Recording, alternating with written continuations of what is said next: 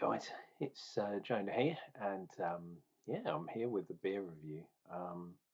Not exactly sure when I'm going to upload this one, um, so it might be a bonus episode. Who knows? But it's a good one, so don't panic, dear viewer. It is good. It's one of these Grutte Pier Tripel. Um, Groot. I am Groot. Yeah, absolutely lunatic kind of beer. Um, Obviously, it's a triple, won lots of awards in the World Beer Awards. This is what I was interested in, 7.5%. Um, and we got a bit of oats and wheat in there, which is interesting. I was going to say for a Dutch beer, but this isn't sorry, for a Belgian beer, but this is actually a Dutch beer. It was imported by Beer 52. That's essentially why it's in a can instead of a bottle. Deary me. But this beer, yeah, it's a good beer. Um, yeah, weird because essentially triple beers are usually from Belgium, from the Trappist monks, but Belgium or Belgian, the country, does have a border um, with the south of the Netherlands, the south of Holland, in that sort of weird land. Um, I think it's called the Lowlands or something like that. But there's a crossover there, and one of the Dutch breweries, Connoisseur. Oh, no, that's the car, isn't it? Connors. Where's it say? I'm looking over here. Connoisseur. Is that how you say it? I'm not sure. Um, had a Trappist monastery, which is now in very much southern Holland, and they do a triple like this one, and yeah, they do quads as well. And basically, as far as I can work out, because nobody really knows, you might be saying to yourself, "What's the difference between a double, a triple, and a quad?"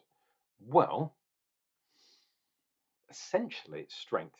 And the way we used to do it in the UK was we'd put X's on the barrel, so it would be 1X, double X, triple X, etc. And you'd kind of brand the barrel as to the kind of strength. In Scotland, they did something very similar with the pricing, which was the shillings scale. So 80 shilling, 90 shilling, etc., etc. So the higher up, essentially, the greater the strength, the more the cost in the Scottish case. Um, and that's how they do it in the Trappist world, I guess. Your triples are stronger than your doubles, and then your quads are proper strong. But basically, they're all uh, golden strong beers, or abbey beers, maybe you'd call them, something along those lines. I suppose you could call them some form of lager, I guess. I don't know if all the Dutch or the Belgium kind of monks. I mean, Trappist monks were all over the place, but especially in the olden days. But I don't know if they thought about that apart from not having really weak beer. Oh, they did have weak beer because everyone used to ferment their water essentially, so it was drinkable. Get rid of the diseases. But Abbey beers and Patter beers and stuff tended to be stronger. Um, why not? If you're making the beers, keep a bit of strong stuff back to yourself. So glass beer, glass. Ooh, there. Right, let us pour this bad boy in.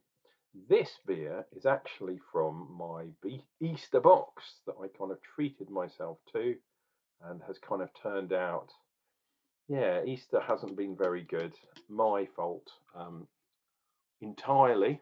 I've been thinking about other things. But yeah, look at that. That's pretty damn clear. I was going to say, look, you can see Uncle John's eyeball and his big bulbous nose. There we go, and a bit of beardage. Um, so there we go. And I liked it mainly because it had the Viking guy on the front, who I'm assuming is Gutred. And I thought I would. Another thing I was thinking, because I do think sometimes too much. was that it's probably going to be the last day that I've got a beard because I have to shave it off um, when I go in for my operation, my surgeries, to get a nice seal when I go under for the general. Oh, itchy nose, the general anaesthetic. Um, I think last time I had a bit of a beard, but it wasn't the monster beard that I've usually got.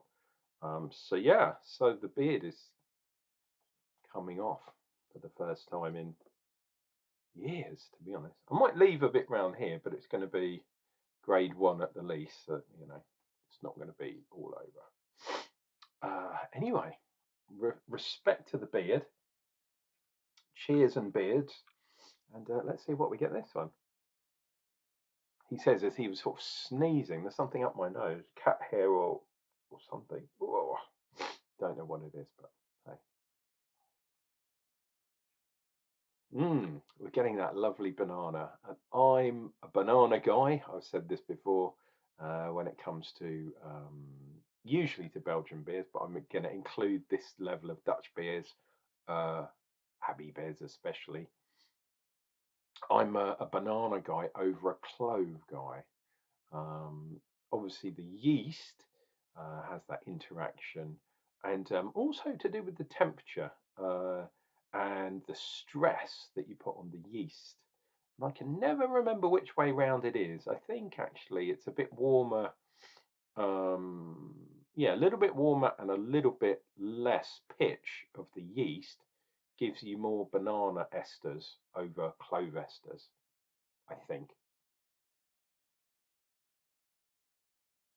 I'll have to look it up. There is actually a blend of yeast called banana split.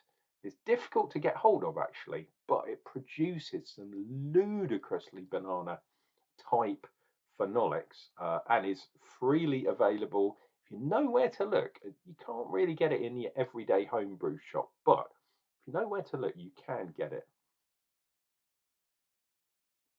Oh, fucking gorgeous. Anyway, cheers and beers. Let's see what we get from this bad boy.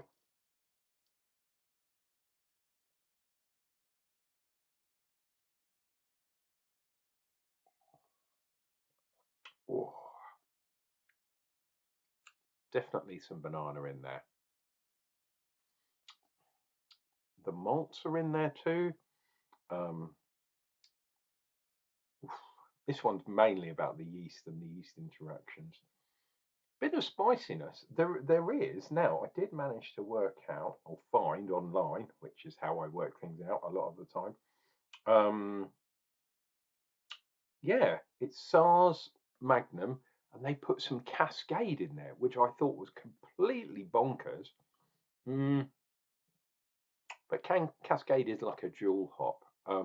Not sure I'm getting that, but if I'm getting anything of the Cascade, it's that kind of little peachiness. I'm not getting the grassiness at all. Pardon me, quite well carbonated. And at 7.5%, a lot of these Belgian beers, they're handled really, really well. So you don't know how strong it is until you've drunk. This is a small can, but you can get these in the big 750 bottles. And yeah, I go to a bottle share. Shout out to you guys in the Thanet bottle share. And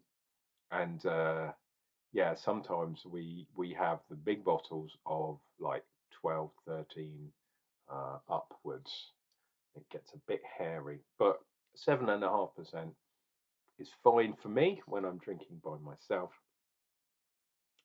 Really good beer.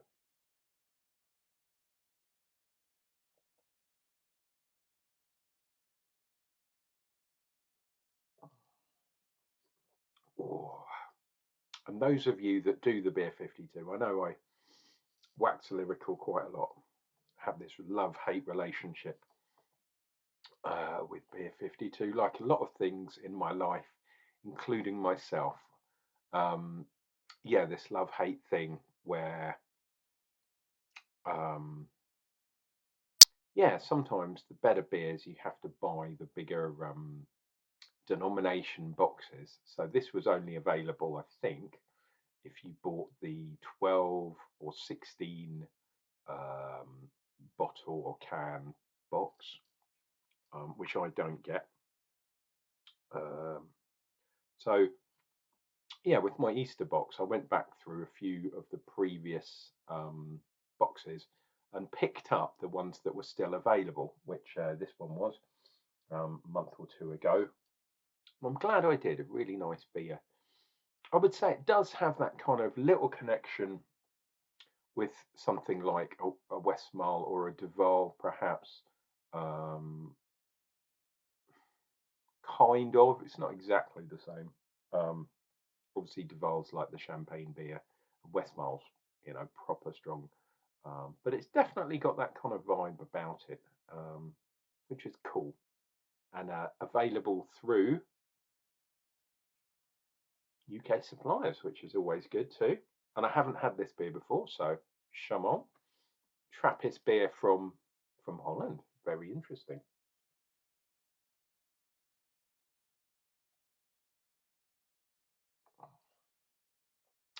It does have a bit of sweetness to it. So it's like, yeah, it's interesting how when you're drinking Belgium styles, or in this case a Dutch style beer, although I'd say it's still a Belgium style beer, um, that they leave, even though they're really strong, and a lot of them are strong beers compared to what we have over here. Um, but they have so much residual sweetness in there too. And you would have thought, oh, you know what? Maybe they should have fermented it a bit more, leaving it a bit drier. But they don't.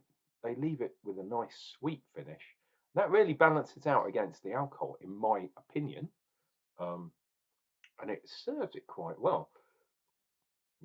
I'd say there's enough sweetness here to probably get up. If you had it dry, a dry finish, probably get it up near 8.5, 9%, somewhere like that. But no, they haven't done that. They've left it at 7.5. But they've left it sweet as well. And it's weird. It's like that sweet banana. It's like a banana bread, a banana loaf, that kind of thing, which I used to really like. My grandmother and my mother made. I've tried making it before as well. Nice banana loaf, banana bread, and you cut it like like a small loaf, and then maybe spread some butter or something on it. Oh, lovely stuff. Maybe I'll have to do that again sometime. Really, really nice. But imagine that banana bread in a glass. That's the way we're going with this one. Yeah, if you can get hold of one of these, especially if the price is right. Don't forget, I got a deal on this, so I got it for half price. It's Grutte Pier Tripel from Holland. Obviously, it's via the Beer 52, but you can get it in other places. I reckon that's a really good one. Cheers and beers.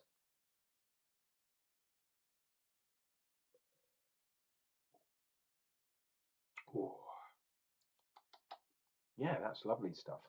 Guys,